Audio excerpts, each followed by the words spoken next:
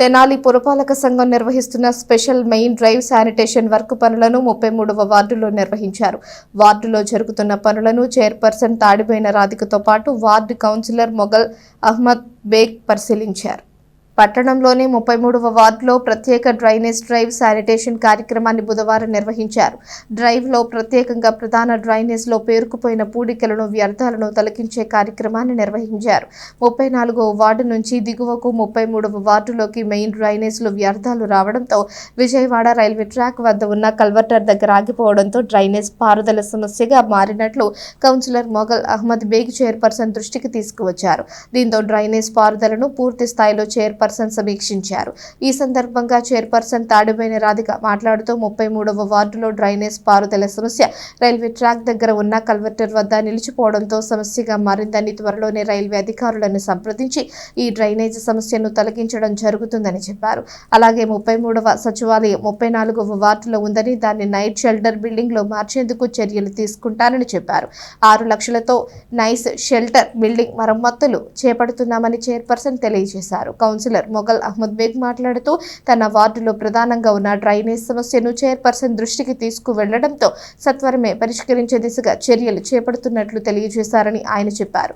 సచివాలయం మార్పు కూడా అంగీకరించారని, దానికి నైట్ షెల్టర్ బిల్డింగ్ ను కేటాయిస్తామని చెప్పడం జరిగిందని కౌన్సిలర్ మొగల్ అహ్మద్ బేగ్ తెలియజేశారు. ఈ కార్యక్రమంలో health officer Yesubabu, town planning అధికారి సాంబశివరావు, శానిటరీ ఇన్స్పెక్టర్ లక్ష్మీనారాయణ, సచివాలయ సిబ్బంది పాల్గొన్నారు. మురుగు కాలువలు అది 34 నుంచి 33లోకి రావటం జరుగుతుంది. అది మెయిన్ పెద్ద కాలువ అనేది రైల్వే ట్రాక్ కింద అదంతా పూడిపోతానా ఆ వాటర్ అక్కడ ఆగిపోతుంది. అక్కడ ఆగిపోతానా ఎంత పెద్దదైనా సరే తీసే విధంగా లేదు ఈ రోజున. అక్కడక్కడ కవర్లు అవి కనపడుతున్నాయి కానీ ఎక్కడ అసలు ప్రధానంగా ఎక్కడ సమస్య అక్కడ అట్లానే ఆగిపోతుంది. ఆ రైల్వే ట్రాక్ కింద ఆ కల్వర్ట్ అనేది కూడిపోయింది. మనం త్వరలోనే మేము కూడా మా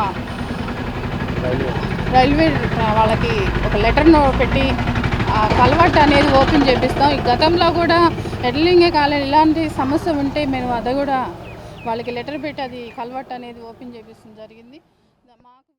తెనాలి పట్టణంలో శానిటేషన్ అన్ని వార్డులో జరుగుతుంది. అదేవిధంగా ఇవాళ గౌరవ చైర్పర్సన్ గారు రాధికా రమేష్ గారు ఇవాళ 33వ వార్డు విజిట్ చేయటం జరిగింది. ముఖ్యంగా 33వ వార్డులో ఉన్న సమస్య 2 ఉన్నాయని చెప్పి చైర్పర్సన్ గారిని మేము చెప్పుకోవటం జరిగింది.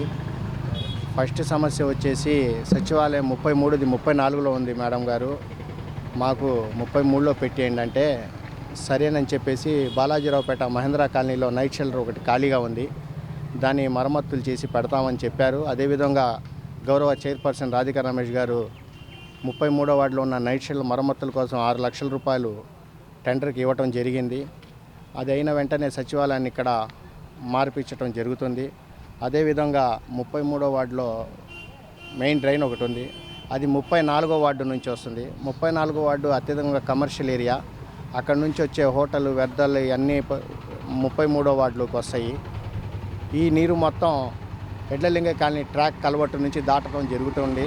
అప్పుడు మాకు నీళ్లు బాగా డ్రైన్ సమస్య క్లియర్ అయిద్దని చూసుకుంటే ఈ ఎడ్లలింగ కాలనీ డ్రైన్ కింద కల్వర్టు జామ్ అయిపోయింది. ఆ సమస్యని గౌరవ చైర్పర్సన్ గారికి దృష్టికి తీసుకెళ్ళాము. వీలైనంత తొందరలో దీన్ని పరిష్కరిస్తామన్నారు.